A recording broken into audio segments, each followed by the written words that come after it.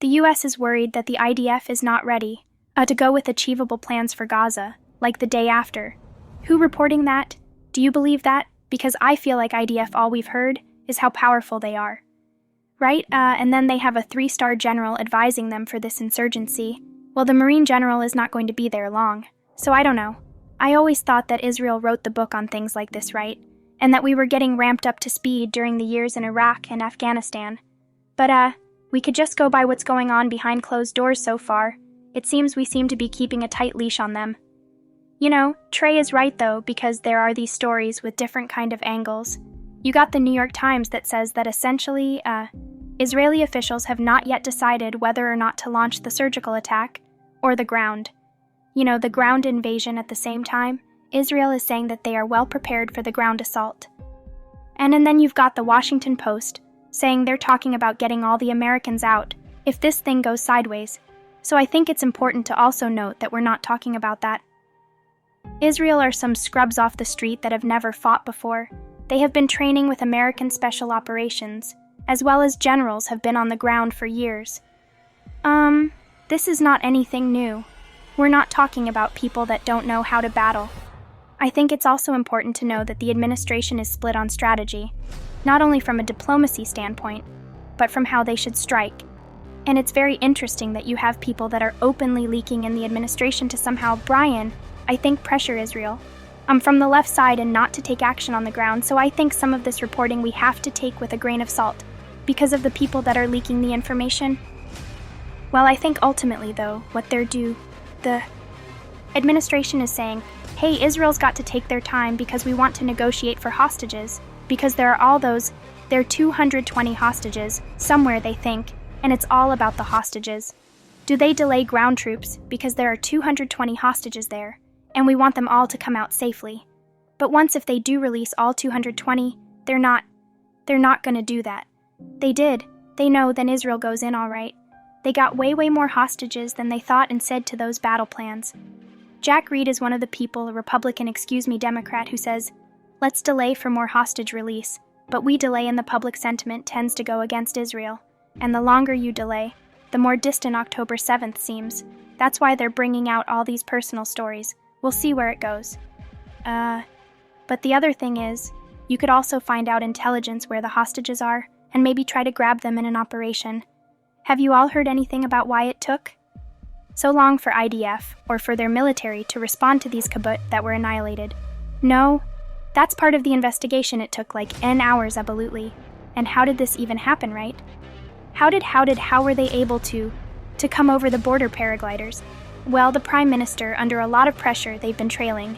And they've been training and rehearsing for this for at least a year, right? And in a Hamas terrorist video that was taken off one of the body cams, they played it for reporters like Trey yesterday. And apparently the plan had been to take over towns they attacked and hold positions once they killed and kidnapped the residents. And I mentioned this a moment ago. One terrorist told Israeli forces, whoever brings a hostage back to Gaza gets $10,000 and an apartment rent. The big question is that apartment still standing? And you can't forget who these people are. We're talking ceasefires. Some are holding up ceasefire signs. Some of these protests. Our president is saying, let's focus on getting the hostages back, but possibly a ceasefire. No. These are the brutal individuals. They are evil. Think about what they did to these women, to these children, to the elderly. It's impossible to do that to a human being, unless you were evil. So the US has been hit by Iran non-militants. Twice, 3 times in the last 4 days in Iraq. We had our destroyer go into off the coast of Yemen and have rockets fired at it. We had to knock them down, and then over in Syria, our bases have been hit pretty consistently. No one can believe that we are not answering this back. We're only blocking this. We had one guy die of a heart attack, they say, over in Syria. After the attack, we're doing nothing, as Jack Keane said last hour. We've been attacked 90 times the last 2 years. We responded 4 times. That is a joke. Look at this. We have that soundbite from your interview with Jack Keane. Roll it. We've been in a defensive mode. In other words, somebody shoots at this. We try to shoot back to defeat whatever that is, obviously. That's what we must do. But what we need to do is deter them from conducting these attacks.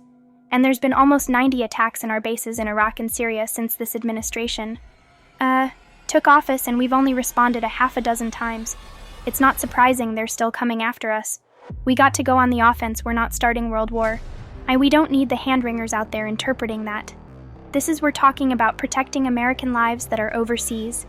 And it's not just enough to shoot at a drone that's shooting at you or to shoot at a incoming missile. We got to take away the capability for them to do that. And Admiral Kirby came out yesterday and says we will respond at a time of our choosing. We waiting?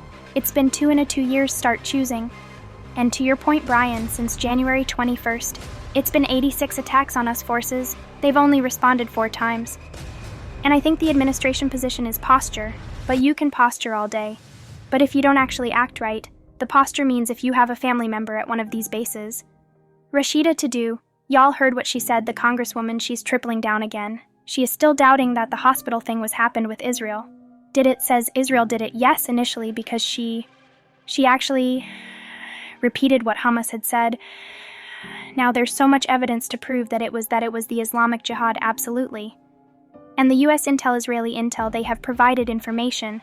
It shows the video of where apparently an Islamic Jihad person inside the Palestinian area shot off a rocket wound up, essentially hitting the parking lot at a hospital.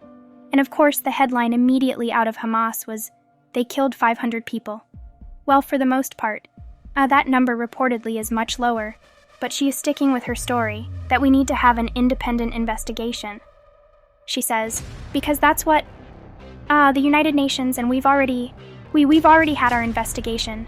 The Defense Department briefed the president, they briefed Congress as well, and they came up with their own independent analysis as well. She says, don't believe them.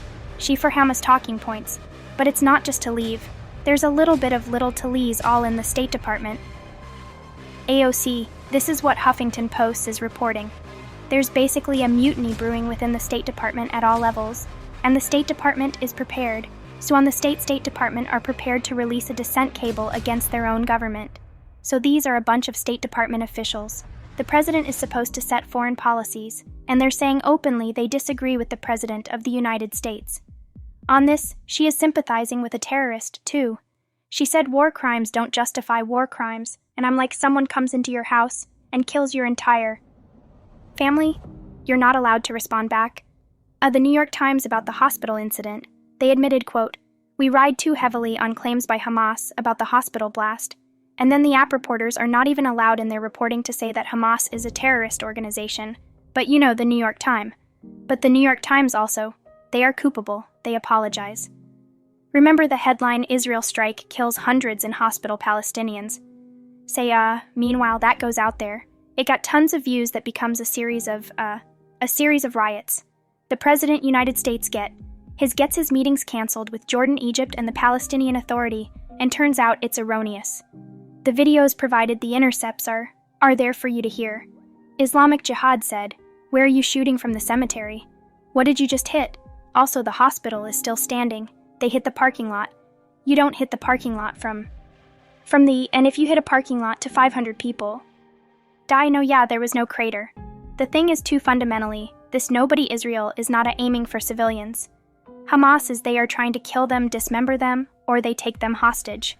Hamas is also using the civilians as shields, right? Yeah, we just can't discount. Said go south, right? That's why they said bring hostages, and we'll give you $10,000 because that is their protection. It's a big difference, all right?